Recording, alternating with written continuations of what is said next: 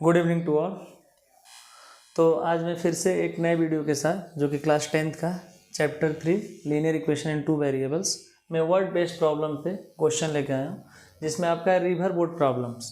इसके पहले वाला क्वेश्चंस भी आपके बहुत सारे वर्ड बेस्ड प्रॉब्लम्स पे हैं, तो उसी के कंटिन्यूएशन में आपके एक वीडियो है जिसमें लीनियर इक्वेशन को आपको फ्रेम करना सीखना पड़ेगा गिवन वर्ड्स के अकॉर्डिंग, गिवन कंडीशंस के अकॉर्डिंग। तो आज का जो वीडियो है रिवर बोट्स प्रॉब्लम्स में किस तरह के क्वेश्चंस आते हैं कि आपका रिवर और बोट में आपका कुछ स्पीड दिया रहता है जिसको अप स्ट्रीम और डाउन स्ट्रीम बोलते हैं। तो इसको पहले समझना पड़ेगा अप स्ट्रीम डाउन स्ट्रीम क्या होते हैं, उसके अकॉर्डिंग हम लोग कंडीशन बनाएंगे। ठीक है, तो पहले एक क्वेश्चन को एक बार रीड कर देता हूँ। जो क्वेश्चन लिखा हुआ है आपके एनसीईआरटी का क्वेश्चन है। Ritu can row down stream 20 km in 2 hours and up stream 4 km in 2 hours. Find her speed of rowing in the still water and the speed of the current. तो इसको थोड़ा basic से आपको बताते हैं कि जब कोई रिवर फ्लो करती है तो आइदर बोट उस फ्लो के डायरेक्शन में जाता है। अगर कोई रिवर फ्लो कर रही है इस डायरेक्शन में, ये रिवर सपोज, और कोई बोट है, ठीक है, तो आइदर उसके डायरेक्शन में भी हो जा सकता है और इसके अपोजिट में भी हो जा सकता है। ठीक है, बोट, ठीक है, तो दो यहाँ पे पॉसिबिलिटी है, तभी आपको अप स्ट्रीम डाउन स्ट्रीम समझ में आएगा कि डाउन स्ट्रीम क्या होता है। एक्चुअली जो नाम है अप स्ट्रीम में आपका वेलोसिटी निगेटिव होती है, वहाँ पे माइनस करते हैं वेलोसिटी को, और डाउन स्ट्रीम में आपको वेलोसिटी को प्लस करते हैं। तो अगर रिवर और बोट दोनों का डायरेक्शन, रिवर के फ्लो का डायरेक्शन और बोट के फ्लो का डायरेक्शन सेम है, तो यहाँ पे डाउन स्ट्रीम बोला जाता है, डाउन स्ट्रीम। ठीक है, तो डाउन स्ट्रीम के लिए हमेशा वेलोसिटी दोनों का ऐड होगा, मतलब आपका बोट तेज़ी से बढ़ेगी तो उसके लिए स्पीड दोनों का ऐड हो जाता है। बट अप स्ट्रीम में आपका रिवर्स का जो फ्लो का डायरेक्शन है, बहने का डायरेक्शन है, बोट के डायरेक्शन के अपोजिट होता है, तो वहाँ पे स्पीड ओवरऑल निगेटिव हो जाती है, मतलब स्पीड घट जाती है। तो ये दोनों चीज़ों को ध्यान रखना है। तो हम लोग इसमें एज्यूम कर लेंगे कि speed of the current, speed of current का मीनिंग यहाँ पे है speed of flow of river. तो इसको हम लोग अगर एक्स एज्यूम कर लेते हैं और आपका बोट का स्पीड आपका वाई अगर एज्यूम करते हैं तो आंसर आ जाएगा। तो हम लोग दोनों का एज्यूम करना पड़ेगा एक्स और वाई। तो आप यहाँ पे फ्री हो, किसको एक्स एज्यूम करते हो, किसको वाई एज्यूम करते हो। बाकी उसके बाद कंडीशन के अकॉर्डिंग हम लोग क्वेश्चन को सॉल्व कर लेंगे।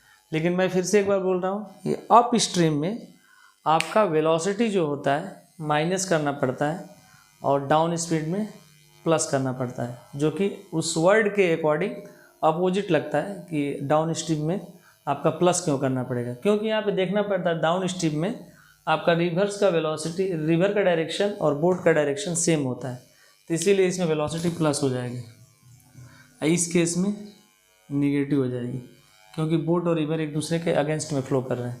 तो ठीक है, तो अगर डाउन स्ट्रीम को मैं लिखूं, दोनों वर्ड आया हूँ अप स्ट्रीम और डाउन स्ट्रीम, तो अगर डाउन स्ट्रीम को लिखूं, डाउन स्ट्रीम में वेलोसिटी हमेशा प्लस होती है, मतलब रिवर के फ्लो की वेलोसिटी और बोट की वेलोसिटी ऐड होती है, रिवर के फ्लो की वेलोसिटी और बोट की वेलोसिटी ऐड होती है।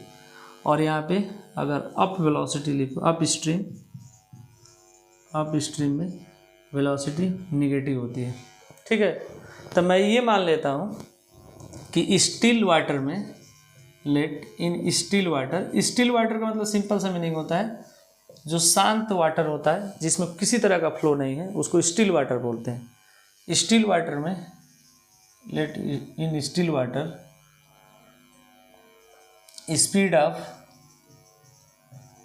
Of boat is x kilometre per our.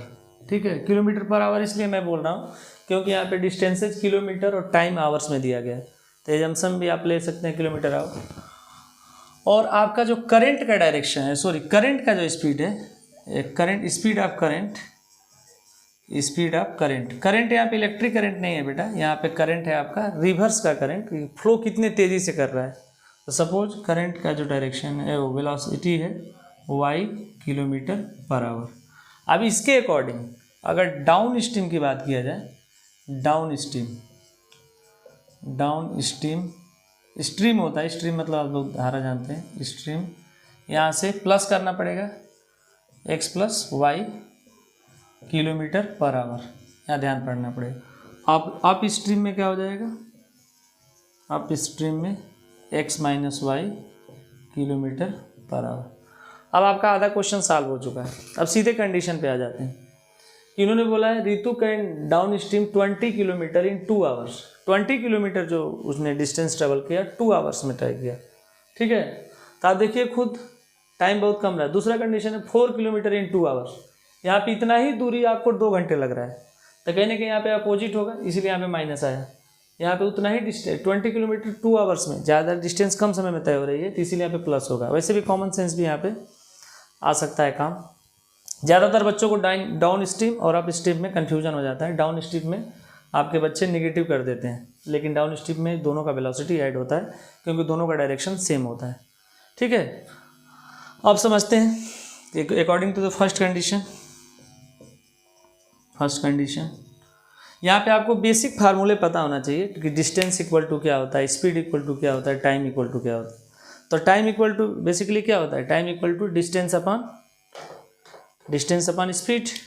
तो टाइम इक्वल टू अगर लिखूँ मैं, time equal to distance upon speed, ठीक है। ये बात आपको थोड़ा सा पता होगा बच्चों को। तो टाइम, कितना टाइम लगता है, पहला कंडीशन यहाँ तक बनेगा 2 घंटे लगते हैं। डिस्टेंस कितना है 20, और एक कंडीशन कौन सा है, डाउन स्ट्रीम वाला है। तो डाउन स्ट्रीम में स्पीड क्या होगी, x प्लस वाई।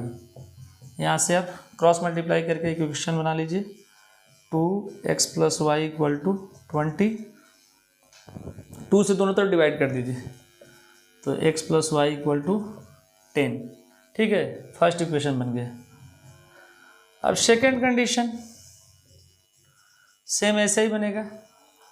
इसमें टाइम 2 ही घंटे लगते हैं, 2 आवर्स, लेकिन डिस्टेंस कितनी है 4 किलोमीटर। इसी फार्मूला पे रखेंगे डिस्टेंस अपॉन स्पीड। स्पीड यहाँ पे अप स्ट्रीम है, तो यहाँ पे आपका x माइनस वाई वाला यूज होगा। यहाँ से क्रॉस मल्टीप्लाई कर दीजिए, 2x minus Y equal to 4, दोनों पार्ट्स में 2 से डिवाइड कर दीजिए, तो x minus Y equal to 2, दोनों साइड में 2 से मैंने डिवाइड कर दिया। इक्वेशन 2 भी आपका फ्रेम हो गया। इक्वेशन 1 यहाँ पे बना हुआ है। दोनों में आपको एलिमिनेशन यूज करिए, जल्दी से सॉल्व हो जाएगा।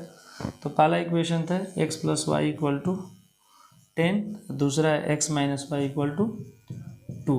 यहाँ से सॉल्व करिए, यहाँ पे प्लस कर दीजिए। प्लस करने से क्या फ़ायदा होगा, y का y कोफिशिएंट प्लस माइनस में कैंसिल आउट हो जाएगा। 2x इक्वल टू 12, तो x equal to 6 kilometre per hour. मतलब एक वेलोसिटी आपकी निकल गई, स्पीड ऑफ बोट। अब x की वैल्यू किसी में रख दीजिए, x plus Y equal to 10, तो 6 प्लस वाई इक्वल टू 10, तो y equal to 10 minus 6 4 kilometre per hour. मतलब आपकी दूसरी भी वेलोसिटी निकल गई। स्पीड ऑफ करंट, जो रिवर का फ्लो का स्पीड है, वो 4 किलोमीटर पर आवर। तो दोनों आंसर आ गया है आपका, दोनों आंसर आ चुका है। तो पहला आंसर जो आया है x किलोमीटर पर आवर का 6 किलोमीटर पर आवर, दूसरा जो y वाला आया है वो 4 किलोमीटर पर आवर। तो ये चीज़ें आपको ध्यान रखना है कि आंसर कैसे निकाला जाएगा। तो इसमें वर्डिंग इंपॉर्टेंट है। वर्डिंग्स के बाद एक छोटा सा फार्मूला इंपॉर्टेंट है, time equal to speed distance upon speed. Distance जो दिया रहेगा उसके अकॉर्डिंग रखेंगे। स्पीड आपका अप स्ट्रीम है कि डाउन स्ट्रीम है, उसके अकॉर्डिंग स्पीड प्लस कब होगा। डाउन स्ट्रीम में क्या होता है, स्पीड प्लस होता है, और अप स्ट्रीम में माइनस होता है। तो बच्चों इसको मैच करिए। बाकी मैं एक क्वेश्चन और इस पे कराऊंगा, और इसको नोट भी करिए, ठीक है बच्चों। तो एक क्वेश्चन सेम उसी बेस्ड पे आपको यहाँ पे राइट किया हुआ, इसको मैं एक्सप्लेन करूँगा, इक्वेशन को उसी तरह से फाइंड आउट करूँगे। यहाँ पे भी कुछ वर्डिंग उसी तरह का है, लेकिन क्वेश्चन थोड़ा डिफरेंट इस सेंस में है कि इसमें आपका जो लैंग्वेज है पिछले वाले से डिफरेंट है, बाकी वर्ड्स वही यूज किए हुए हैं। तो रिवर बोट्स के कैटेगरी में भी आएगा। तो इसको पढ़ते हैं, फिर इसके अकॉर्डिंग हम लोग कंडीशन को फ्रेम करते हैं। तो जैसे दिया गया, ए boat goes 30 kilometre up stream and 44 kilometre down stream in 10 hours. तो यहाँ तक ये कंडीशन बनेगा। इसमें दोनों चीज़ों को, अप स्ट्रीम और डाउन स्ट्रीम को एक ही में कंक्लूड कर दिया है, इंक्लूड कर दिया है, तो एक में भी बना सकते हैं। दूसरा है इन 13 hour it can go 40 kilometre up stream and 55 kilometre down stream, determine the speed of the stream and the boat in the still water. Question तो वही पूछा गया है, आंसर में वही हम लोग को निकालना है कि स्टिल वाटर में स्पीड क्या होगी। तो लेट हम लोग को मानना पड़ेगा, let speed of boat in still water equal to x kilometre per hours. यहाँ भी किलोमीटर पर आवर्स पहले से मान सकते हैं क्योंकि डिस्टेंसेज किलोमीटर और टाइम्स आवर्स में दिया गया है, कोई प्रॉब्लम नहीं है। और करंट का स्पीड जो फ्लो ऑफ रिवर का है, suppose speed of flow of river, इसी को करंट भी बोलते हैं, y किलोमीटर पर आवर्स। ये दोनों चीज़ें आप लोग एज्यूम कर लीजिए। बाकी जो आगे का चीज़ें हैं उसको हम लोग करेंगे इस तरह से करके, according to the given condition. A boat goes 30 kilometre up stream, 30 kilometre up stream का यहाँ पे फिर से वही अप स्ट्रीम का यहाँ कंडीशन लिख लीजिए। अप स्ट्रीम की वेलोसिटी क्या हो जाएगी x माइनस वाई, और डाउन स्ट्रीम की जो पिछला जैसे किए थे डाउन स्ट्रीम की x प्लस वाई। ठीक है, अप स्ट्रीम और डाउन स्ट्रीम की ऐसे वेलोसिटी लिख सकते हैं। अब यही सब यूज होगा। फर्स्ट कंडीशन देखिए कैसे बनेगा कि टोटल जो टाइम्स लगता है 10 आवर्स, लेकिन 10 आवर्स में दोनों तरह से उसकी वेलोसिटी आपको लिखना है। तो टाइम इक्वल टू क्या होता है, डिस्टेंस अपॉन स्पीड। तो डिस्टेंस 30 किलोमीटर है, स्पीड क्या है, स्पीड यहाँ पे आपको वर्डिंग को मैं एक बार और समझाता हूँ कि 30 किलोमीटर अप स्ट्रीम। तो अप स्ट्रीम के लिए क्या आप यूज करेंगे, यहाँ पे अप स्ट्रीम है, यहाँ पे अप स्ट्रीम वाला वेलोसिटी यूज करेंगे x minus Y, 30 upon x minus Y plus 44 kilometre in down stream. तो यहाँ पे x प्लस वाई, यहाँ पे भी एक टाइम निकला क्योंकि डिस्टेंस अपॉन स्पीड टाइम होता है, यहाँ पे भी डिस्टेंस अपॉन स्पीड टाइम होता है। इक्वल टू टाइम कितना है 10 आवर्स। इक्वेशन फर्स्ट आपका फ्रेम हो गया, फर्स्ट आपको थोड़ा सा ऐसा इक्वेशन है जिसको रिड्यूस कर देंगे हम लोग, सिंपल इक्वेशन में रिड्यूस कर लेंगे। अच्छा, आपके बुक्स में हो सकता है आपका स्पीड जो है u और v भी एज्यूम किया होगा, मैंने x y एज्यूम कर लिया क्योंकि आप उससे ज़्यादा फेमिलियर हैं, उससे कोई आंसर में डिफरेंस नहीं आएगा। सेकंड कंडीशन देखिए सेम, कि इन 13 आवर्स, इन्होंने समय ही पहले दे दिया है 13 hours, it can go 40 kilometre up speed. 40 kilometre जो है अप स्ट्रीम के लिए फिर से वही लिखेंगे, प्लस 55 किलोमीटर डाउन स्ट्रीम। तो x प्लस वाई, ये एक टाइम है, ये दोनों टाइम मिला करके 13 आवर्स है। तो इक्वेशन नंबर 2 बन गया। इक्वेशन 2 एक बार और समझाता हूँ। 40 किलोमीटर अप स्ट्रीम से जाता है, तो अप स्ट्रीम की वेलोसिटी आपका लिखना पड़ेगा, तभी तो टाइम आएगा। डिस्टेंस अपॉन स्पीड, यहाँ पे डिस्टेंस अपॉन स्पीड, ये डाउन स्ट्रीम का है, टोटल टाइम 13 आवर लगते हैं। 2 इक्वेशन बन गया। एक प्रॉब्लम क्या है, x minus y, x plus y को कुछ हम लोग मान करके इसको सब्स्टिट्यूट कर लेते हैं। तो x minus Y equal to, suppose हम लोग मान लेते हैं x minus Y equal to, आप डायरेक्टली भी एक 1 अपान में भी करके मान सकते हैं, एक रिड्यूसिबल इक्वेशन होता है उसी फॉर्म में जाएगा। तो मैं x minus Y equal to A मान लेता हूँ और x plus Y equal to B मान लेता हूँ। अब आपका इक्वेशन कैसे बन जाएगा, फर्स्ट वाला 30 अपॉन ए, ठीक है, plus 44 upon b equal to 10। फिर सेकेंड वाला 40 upon a plus 55 upon b equal to 13। अभी भी उस फॉर्म में आया नहीं इक्वेशन, तो 1 अपॉन ए को भी फिर से हम लोग कुछ मानना पड़ेगा। अभी भी उस फॉर्म में इक्वेशन नहीं आया, तो 1 अपॉन ए को हम लोग m मान लेंगे और 1 अपॉन बी को n मान लेंगे, ठीक है। तो 1 अपॉन ए को जैसे m मानेंगे अपना, तो आपका इक्वेशन हो जाएगा 30m plus 44n equal to 10, या 1 अपॉन ए को हमने m मान रखा है, तो अभी इक्वेशन के फॉर्म में चला गया। ऐसे 40m plus 55n equal to 13। ध्यान रखना है जितना भी चीज़ें हम लोगों ने एज्यूम किया, यहाँ पे 2 एजम्पशन हुआ है, 2 बार एजम्पशन हुआ है, एक बार यहाँ पे एजम्पशन हुआ है, एक बार यहाँ पे एजम्पशन हुआ है। तो जो भी m n की वैल्यू आएगी तो इसमें हम लोग को रखना पड़ेगा, फिर a की जो वैल्यू आएगी यहाँ पे रखना पड़ेगा, ठीक है। तो इस पे एक एक्सरसाइज है एनसीईआरटी में, जिसे रिड्यूसिबल इक्वेशन बोलते हैं, लीनियर इक्वेशन इन 2 वेरिएबल्स। तो उसमें भी इसको अच्छे से समझेंगे तो आपको ये भी कॉन्सेप्ट क्लियर हो जाएगा। हाँ, यहाँ पे मैं कौन सा मेथड्स लगाऊँ, यहाँ पे मैं एलिमिनेशन मेथड्स ही लगाऊंगा, लेकिन एलिमिनेशन मेथड्स के लिए आपको किसी ना किसी कोफिशिएंट को सेम करना पड़ेगा, आइदर m और आइदर n को। तो मेरे हिसाब से हम लोग m को सेम कर लेते हैं। m को सेम करने के लिए क्या करना पड़ेगा, इसमें 40 से मल्टीप्लाई कर दीजिए, इसमें 30 से मल्टीप्लाई कर दीजिए, 40 और 30 से मल्टीप्लाई कर दीजिए। तो पहले में अगर मैं मल्टीप्लाई करता हूँ, पहले मल्टीप्लाई करता हूँ 40 से, अब दूसरे में करता हूँ 30 से, तो एक कोफिशिएंट आपका सेम हो जाएगा। तो एक कोफिशिएंट कैसे सेम हो जाएगा, करके देखता हूँ। 30 इंटू 40, 4 से करिए, सॉरी 40 से नहीं, 4 और 3 से, तो आपका 120m प्लस 4 से 16 और 70n इक्वल टू 40, ठीक है। 3 से करिए, 120m equal to 55 into 3 165 n equal to 69। अब यहाँ पे आप लोग सब्सट्रैक्ट कर सकते हो। सब्सट्रैक्ट करने से क्या फ़ायदा आएगा, ये वाला कैंसिल हो जाएगा, ये वाला देखिए 11n plus 11n equal to, ठीक है। यहाँ पे बच्चों, यहाँ पे 13 इंटू 3 39 होगा ना, 39 होगा, ठीक है।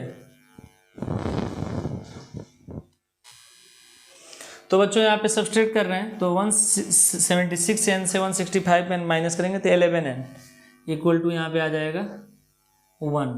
तो n की वैल्यू क्या हो गई, 1/11। n की वैल्यू आपकी आ गई, यहाँ पे लिखता हूँ 1/11, ठीक है। m भी आप फाइंड आउट कर सकते हैं रख करके किसी एक में, आप रख दीजिए, क्वेश्चन नंबर 1 में ही रख दीजिए, 30m plus 44n equal to 10, इसमें रख दीजिए 30m प्लस 44 इंटू n मतलब 1/11 इक्वल टू 10। तो 30m इक्वल टू 11 4 जा 4, तो इधर जा करके हो जाएगा आपका 10 माइनस 4, तो 30m इक्वल टू आ गया 6, m इक्वल टू 6/30, तो 1/5। m की वैल्यू निकल गई 1/5, एक निकल गई 1/11, एक वैल्यू निकली 1/11 और एक वैल्यू निकली m की 1/5, ठीक है। अब यहाँ से हम लोग क्या करेंगे, अब जो एजम्पशन हम लोग पहले ऑलरेडी हम लोगों ने मान रखा है उसको रिमूव करेंगे। 1/a इक्वल टू क्या हम लोगों ने मान रखा है, m, इसको मैं हटाता हूँ। 1/a इक्वल टू हम लोगों ने मान रखा है m, तो 1/a इक्वल टू m क्या आया हुआ है 1/5, तो a की वैल्यू क्या आ गई 5 आ गई, क्रॉस मल्टीप्लाई करोगे तो ऐसे 1/b इक्वल टू क्या मान रखा है n क्या आया है 1/11, तो b की वैल्यू क्या आ गई 11। अभी भी a और b की वैल्यू फाइंड आउट हुई है, ठीक है। तो a और b किस में रखेंगे, इसमें, इसको इक्वेशन का नाम दे सकते थे, इसे इसका इक्वेशन 3 दिया जा सकता था, इक्वेशन 4 दिया जा सकता था, 1 2 ऊपर बना हुआ था, इसका 5 6 भी दिया जा सकता था ना, ये चीज़ें आपको ध्यान रखना है। अब देखिए, अब इक्वेशन में रखेंगे x minus Y equal to A की वैल्यू क्या है 5, ए का ये x plus Y equal to B की वैल्यू 11। अब यहाँ से फिर से हम लोग को सॉल्व आउट करना पड़ेगा, अगेन कोई नाम दे दीजिए 6 7 8, बहुत सारे इक्वेशन बन रहे हैं क्योंकि ये ज़्यादा कैलकुलेशन बेस्ड क्वेश्चन है। बाकी इक्वेशन तो आपको बन चुका है, तब इसको मैं रिमूव करता हूँ और यहाँ आपको फिर से एडिशन कर दीजिए। एडिशन से क्या फ़ायदा होगा, y से y cancel, 2x equal to 16, x equal to 8 kilometre per hour, एक आपका आंसर आ गया। दूसरा x की वैल्यू किसी में रख दीजिए, x minus Y equal to 5, तो 8 माइनस वाई इक्वल टू 5, तो यहाँ से y इक्वल टू मिल जाएगा 3, y इक्वल टू 3। तो दोनों आंसर आपके आ गए, एक आया आपका 8 किलोमीटर, इसका वाला 8 किलोमीटर पर आवर, इसका 3 किलोमीटर पर आवर। तो इस तरह से इक्वेशन को फ्रेम करना था, इसको सॉल्व करना था। सॉल्व करने में थोड़ी सी आपको सावधानी रखनी थी क्योंकि इक्वेशन रिड्यूसिबल फॉर्म में लाना था कि आपको दो बार एज्यूम करना पड़ा और उसके बाद x और y की वैल्यू हम लोग को फाइंड आउट किया। तो एक बार वीडियो को एक बार और अच्छे से देखिएगा तो आपको ये चीज़ें समझ में आएगा। कंसेप्चुअल पार्ट पे ज़्यादा ध्यान रखना है, बाकी तो आपको सॉल्व करने आना चाहिए कि डाउन स्ट्रीम अप स्ट्रीम क्या होता है, इक्वेशन कैसे फ्रेम होते हैं। तो बच्चों आप इसको नोट कर लीजिए। तो बाकी मैं नेक्स्ट वीडियो में कुछ इसी चैप्टर से रिलेटेड कुछ मिसलिनियस एग्जांपल्स के कुछ क्वेश्चंस कराऊंगा, जैसे आपके एरिया बेस्ड क्वेश्चन कुछ linear equation in pair in two variables से आते हैं, उसको मैं अभी कराता हूँ। तो थैंक यू बच्चों, इस वीडियो में इतना ही।